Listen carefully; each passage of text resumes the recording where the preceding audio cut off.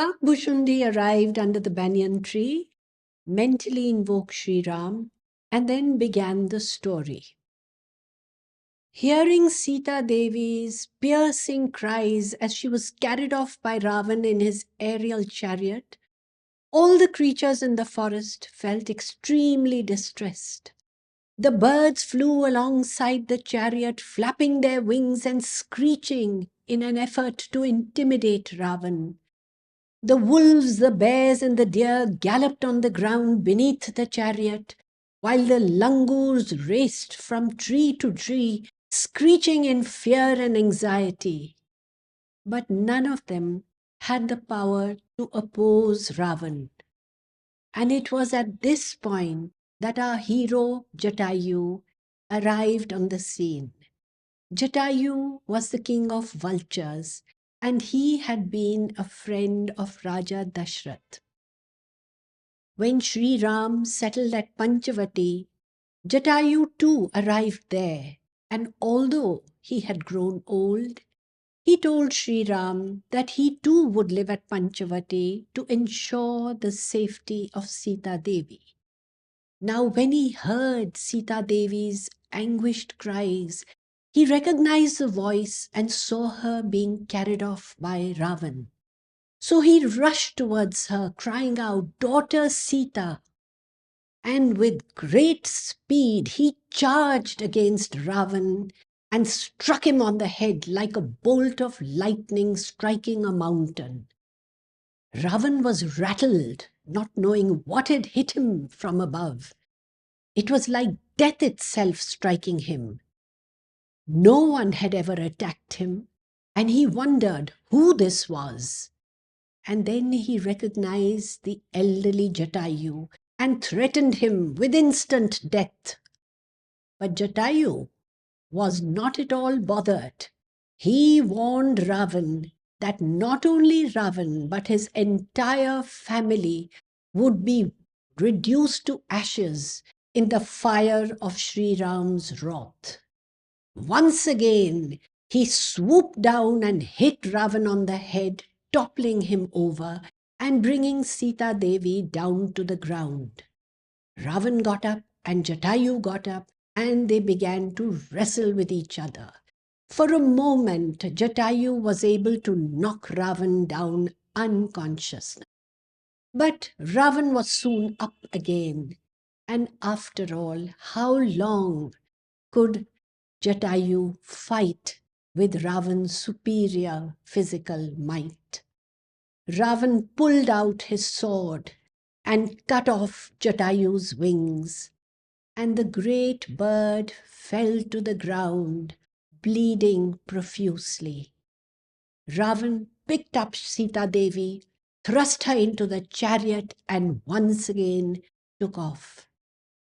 There were gasps of grief from the audience, but Kakbhushundi hastened to soothe them and told them that they should focus on the heroic side of Jatayu, because that is something that would always be remembered. Just look at Jatayu's selfless seva, he said. That is what makes him the great icon which continues to inspire us even today. How fearlessly and selflessly he served Sri Ram and Sita Devi. He was a true hero because he lived and died for others. He was not as strong as Ravan, but he was much greater than Ravan. Despite all odds, he fought fearlessly, and what he did achieve was truly glorious. Jatayu proved himself to be as dedicated to the truth, as dedicated to honoring his word as Raja Dashrath and Sri Ram were. He had promised Ram that he would take care of the security of Sita Devi, and he did just that. And finally, even though he gave up his life doing so, it is Sri Ram who personally conducted his last rites. Could there have been a more exalted end for any being? Then Kakbhushundi looked at his audience and said, "The other day, one of you asked me what seva we birds can do. Here is an example of the greatest seva that any bird can do. Jatayu exemplifies that. And look at our esteemed guest Garuda. He too serves the Lord always as his Vahan. So for us birds, the main thing is bhakti for Bhagwan. And when the opportunity arises, we too should offer whatever seva we are capable of. And that is all we need to attain Bhagwan." Then Kakbhushundi asked a question that needed some reflection. He said, in this episode of Ravan and Jatayu, what do you think is the great difference of attitude between the two? A very perceptive little parrot in the audience had the answer. Jatayu was fearless, whereas Ravan was full of fear. "Yes," said Kakbhushundi, looking extremely delighted. Jatayu was fearless because what he was doing was prompted by love for Bhagwan. And so, even if he lost his life, it made no difference to him. Ravan, on the other hand, was full of fear. He was acting out of lust and greed, and he knew what he was doing was the most sinful act because he was carrying away the most chaste and virtuous woman. Besides, he'd suspected that she was the mother of the world, which made it doubly sinful. And how did he suspect that she was the mother of the world? Do you remember when he was told about the death of Khara and Dushan and their 14,000 strong army?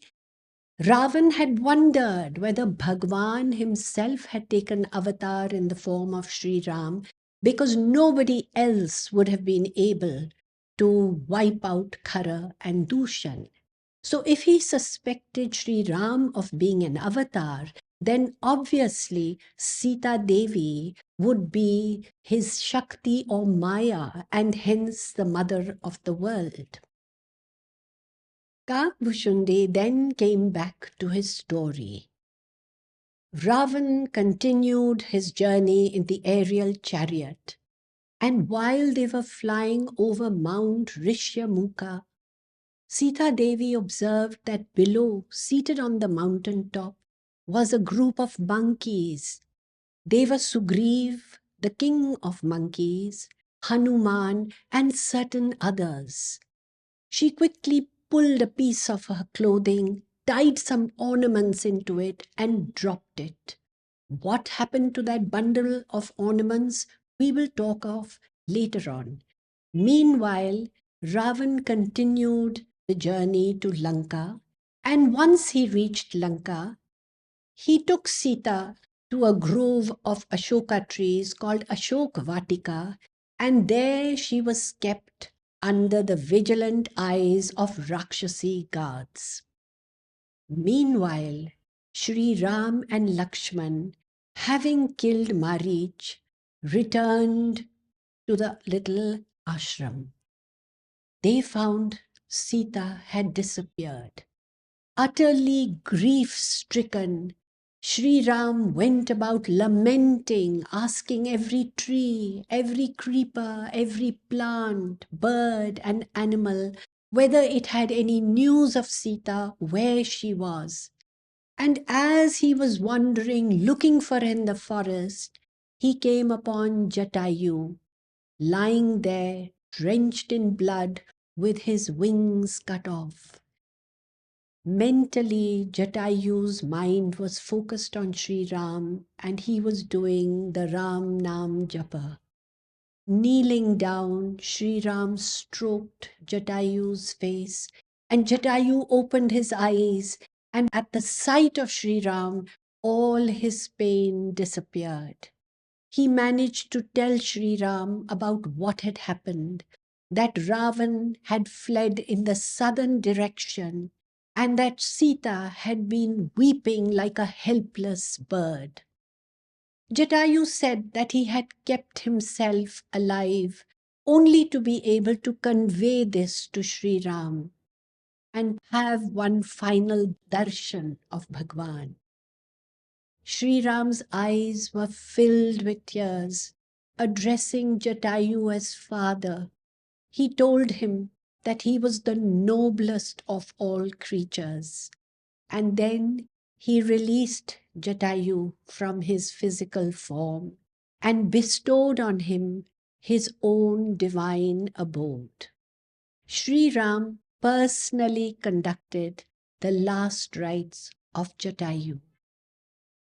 There was so much grief in the audience that Kakbhushundi paused and then very gently tried to reassure them. He reminded them that all this that was happening was Sri Ram's Leela. He had warned Sita Devi that she was going to be kidnapped. Did they not remember that she had placed her immaculate form in the safekeeping of fire? As for Jatayu, could any being possibly have a nobler end? Jatayu was a vulture, and vultures are considered the meanest creatures. They fly around with their eyes on the earth looking for dead bodies. But Jatayu was given the highest status, which even the greatest munis yearn for and don't always attain. That is why, said Kakbhushundi, the Ram avatar is considered the avatar that serves the welfare of all beings. And this episode teaches us that nothing is unattainable for the one who seeks the welfare of others. And on this elevated note, the story session for the evening came to an end. The birds bowed down with great devotion and humility to Kakbhushundi and then flew off for the night.